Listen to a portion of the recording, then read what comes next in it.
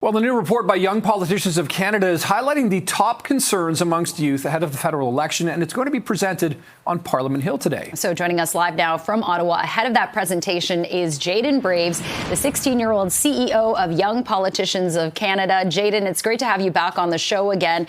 So you're speaking to Parliament today and you're presenting the concerns that you have, that you kind of did this cross-country survey of close to 4,000 Canadian youth. What is the top concern for young people going into this federal election? For young people across the country, I think we're seeing a really great representation of issues. There are issues that haven't been addressed after promises for years and years that they will be talked on, they will be legislated, and there will actually be movement made. Now, we haven't seen that movement.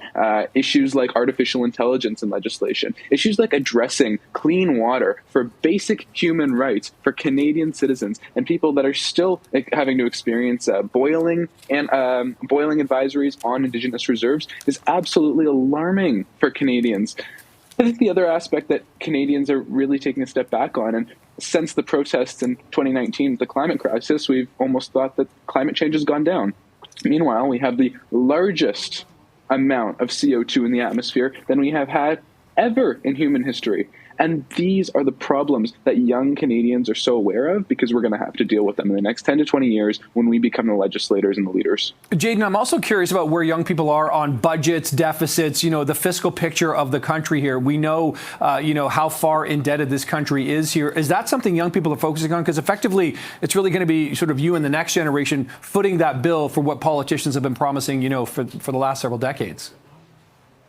I think many people won't say this, but we are doing not too poorly in relation to the G7, but we are making a lot of decisions without necessarily a lot of thought on how they're going to carry out over time. Absolutely. Young people from coast to coast to coast are extremely concerned about affordable housing. They're concerned about job availability. And just in Ontario, in Toronto, where we're both living, we have the highest rate of tuition out of any city, any province in the country, making it impossible for young people to buy a house or to go to school.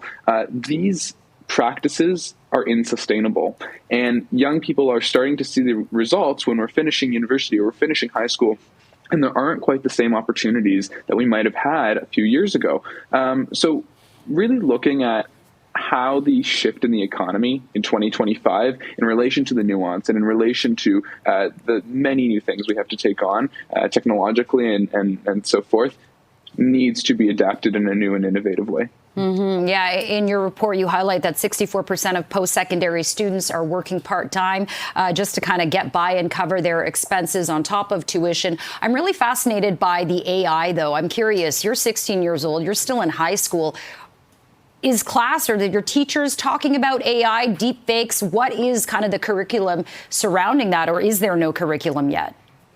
So you mentioned deep fakes, and I was really active, and so was Young Politicians of Canada, on Bill C-63, which was the Online Harms Act. And we were working towards getting artificial intelligence actually in the loop prior to it being shut down by the Progue Man in Parliament a little bit earlier.